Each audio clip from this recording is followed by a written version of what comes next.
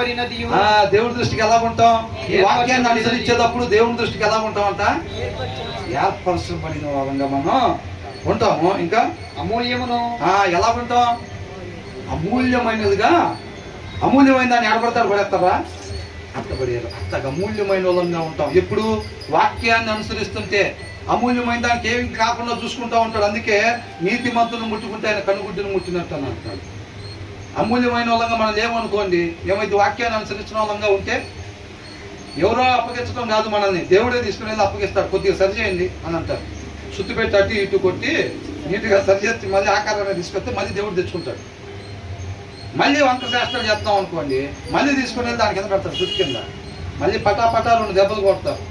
ఆర్థిక ఇబ్బందులు, లేకపోతే ఆరోగ్య ఇబ్బందులు, లేకపోతే ఏదో ఒకటి రాక ప్రభు అని అంట. ఓకే చాలా ఇంకా అందరూ మళ్ళీ తీసుకొచ్చి పెడతాడు.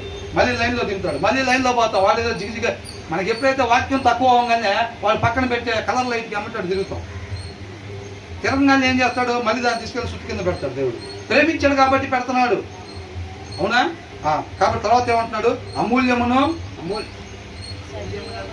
దేవుని దృష్టికి ఏర్పరచబడినది అమూల్యమును సజీవమునైన రాయియగు ప్రభువునొద్దకు వచ్చిన వారై యేసుక్రీస్తు ద్వారా మనం అంటే ఏర్పరచబడిన అమూల్యమైన సజీవమైన రాయిలాగా ఉంటామంట. అప్పుడు ఎప్పుడు వాక్యాన్ని అనుసరించేటప్పుడు యేసుక్రీస్తు ద్వారా దేవునికి అనుకూలమగు ఆత్మ సంబంధమైన బలులర్పించుటకు పరిశుద్ధ యాజకులుగా ఉండునట్లు.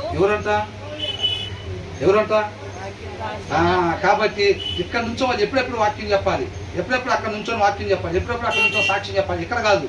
పరిశుద్ధ యాజకులు ఎక్కడ ఉండాలి? దేనికోసం ఆశపడాలి? అక్కడ యాజకుడిగా ఉండే దానికోసం ఆశపడాలి. తప్పులేదు. ఖచ్చితంగా ప్రతి ఒక్కరు కూడా అక్కడ పరిశుద్ధ యాజకుడిగా ఉండే దానికోసం ఆశపడాలి, అంతే. ఒకవేళ ఇక్కడ కూడా దేవుడు నడిపించాడు అనుకోండి, ఆయన ఇష్టపడితే కనుక మనం ఎక్కడైనా ఉండాలి. ఎక్కడ నిలబడితే ఇక్కడ ఉండాలి, అక్కడ నిలబడితే అక్కడ నిలబడాలి, అంతే. ఆ తర్వాత ఏమంటాడు? పరిశుద్ధ యాజకులుగా ఉండునట్లు మీరును సజీవమైన రాళ్ల వలె నుండి ఆత్మ సంబంధమైన మందిరముగా కట్టబడుచున్నారు. ఏమవుతున్నాం అంట మనం? ఆత్మీయ నూతన యెరూషలేము అంటే అది. నూతన యెరూషలేము అంటే అది. మనం ఆ ప్లేస్ లో మనం ఎలా ఉండాలంట? ఆత్మీయ రాయిలాగా. ఆయన మందిరాన్ని నిర్మిస్తున్నాడు.